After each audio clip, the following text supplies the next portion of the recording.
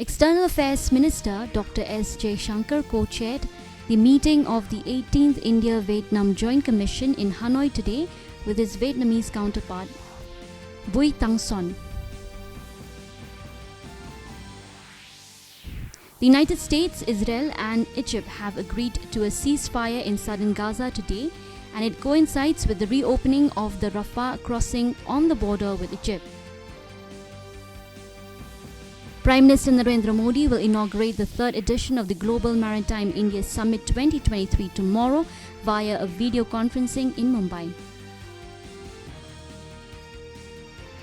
Congress leader Rahul Gandhi arrived in Aizawl today on a two-day visit to the poll-bound Mizoram to campaign for party candidates for the upcoming assembly elections in the northeastern state.